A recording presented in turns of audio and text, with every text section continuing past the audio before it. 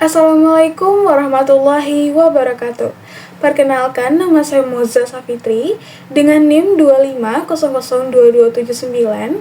Saya dari sesi 187 mata kuliah Komunikasi Organisasi dengan dosen pengampu Bapak Dr. Hanif Al-Kadri. Tugas pertama pembuatan video ini, kami diminta oleh Bapak untuk dapat meringkas materi yang telah beliau kirimkan di Smile, yaitu mengenai apa itu komunikasi. Nah, untuk video saya kali ini, saya akan membagi 5 segmen mengenai apa itu komunikasi. Segmen pertama itu pengertian dari komunikasi tersebut. Oke, mari kita masuk ke segmen pertama, yaitu apa sih pengertian dari komunikasi. Nah, kalau dari video tersebut, komunikasi adalah penyampaian ide, pikiran, atau informasi dari sumber atau yang bisa disebut dengan komunikator ke orang lain atau kelompok lain yang biasa disebut dengan komunikat. Nah, dari video tersebut juga menyoroti bahwa komunikasi tidak terbatas pada ekspresi verbal, tetapi juga dapat dari gerakan tubuh, bahkan dari kedipan mata sekalipun. Segmen yang kedua yaitu komunikasi efektif. Komunikasi efektif tercapai ketika pesan disampaikan oleh sang komunikator atau sumber tadi diterima oleh komunikan atau orang lain persis seperti yang dimaksudkan, tanpa ada pengurangan, penambahan, atau perubahan informasi dari sang pesumber tadi. Kita masuk ke segmen yang ketiga, yaitu model-model komunikasi. Nah, dari video tersebut disampaikan ada 3 model. Yang pertama yaitu Lasswell, terus Shannon dan Weaver, dan Robbins. Nah, kalau dari Lasswell, itu dia mencakup 5 langkah. Siapa, mengatakan apa, di saluran mana, kepada siapa saja, dan efeknya apa. Nah, kalau dari model lain, itu Shannon dan Weaver yang memperkenalkan konsep kebisingan atau gangguan yang dapat mengganggu proses komunikasi. Dan ada juga nih dari model lain yang disebut dengan Robbins yang memisahkan proses menjadi 2 bagian utama, pengirim dan penerima. Peran pengirim adalah untuk menyandingkan pesan, memastikan pesan mudah dipahami oleh sang penerima, dan penerima kemudian menguraikan pesan. Pembicara menekankan bahwa komunikator adalah penentu utama keberhasilan komunikasi. Dari video tersebut juga menekankan bahwa komunikator adalah penentu untuk keberhasilan suatu komunikasi. Nah, kita masuk ke segmen yang keempat, yaitu elemen-elemen komunikasi. Dari video tersebut disampaikan bahwa ada 6 elemen komunikasi. Yang pertama yaitu tidak lain tidak bukan adalah sang komunikator atau orang yang memberikan sumber atau pengirim pesan. Yang kedua itu pesan. Ya, tentunya pasti kalau ada sang komunikator, pasti ada pesan yang disampaikan atau informasi yang disampaikan. Nah, pesan adalah informasi atau ide aktual yang disampaikan. Yang ketiga yaitu saluran, media atau wahana yang digunakan untuk mengirimkan pesan seperti udara dalam percakapan tatap muka atau saluran organisasi formal. Nah, contoh simpel nih, misalnya ada grup WhatsApp, ada di sana tuh dosen dan mahasiswa. Dosen ingin menyampaikan pesan dan disampaikan langsung di grup WA. Nah, itu termasuk salah satu komunikasi, ya. Dan yang keempat itu ada komunikan, tentunya sang penerima pesan. Yang kelima, itu ada hambatan atau penghalang yang dapat mengganggu kejelasan pesan. Yang keenam, ada umpan balik, tanggapan diterima dari komunikan yang menginformasikan apakah pesan diterima seperti yang dimaksud. Segmen yang kelima yaitu tujuan dan fungsi komunikasi. Dari video tersebut menyatakan bahwa tujuan komunikasi adalah untuk membawa perubahan pada seseorang, misalnya dengan mempengaruhi sikap, pengetahuan, atau perilaku mereka. Untuk suatu organisasi, komunikasi berfungsi untuk menyatukan kegiatan dan mencapai tujuannya.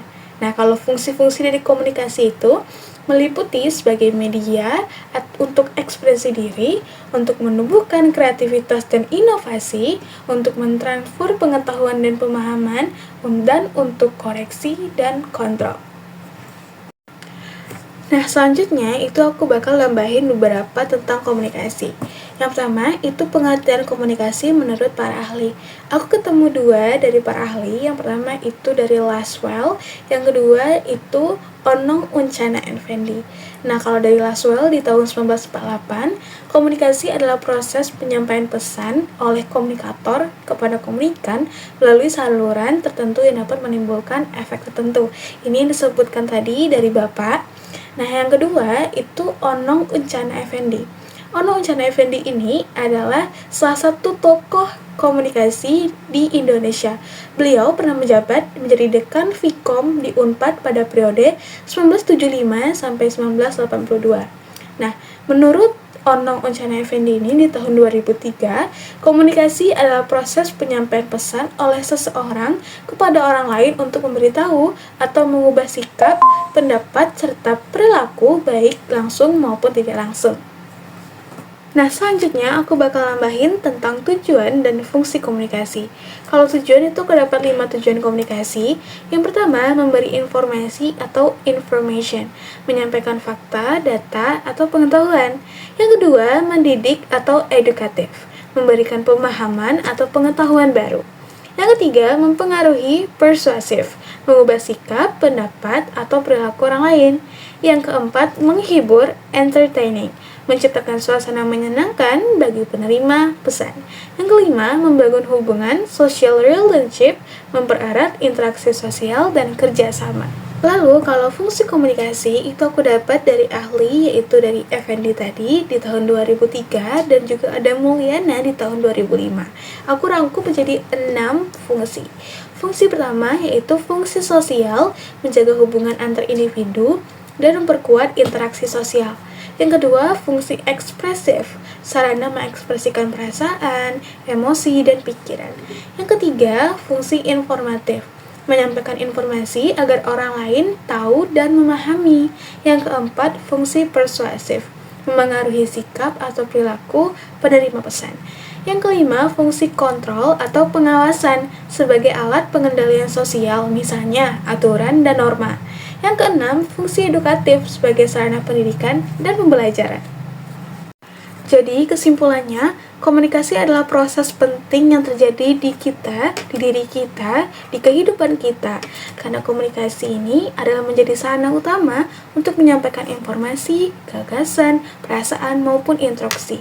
Dan melalui komunikasi, seseorang dapat membangun hubungan, mempengaruhi seseorang, dan dapat memahami pemahaman bersama. Namun, tak dapat dipungkiri bahwa komunikasi juga memiliki hambatan, baik misalnya dari teknis, bahasa, psikologis, budaya, maupun dari lingkungan sekitar. Nah, oleh karena itu, agar komunikasi berjalan efektif, diperlukan kejelasan pesan, saluran yang tepat, serta keterbukaan antara pengirim dan penerima pesan.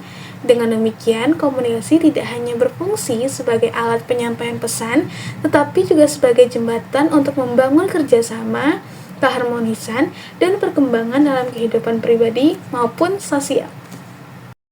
Nah, itulah tadi video aku mengenai apa sih itu komunikasi, lalu apa itu komunikasi efektif, terus model-modelnya apa aja, terus apa aja fungsinya, apa aja tujuannya. Untuk itu, aku ingin menutup video kali ini. Mohon maaf jika ada kekurangan dan kesalahan.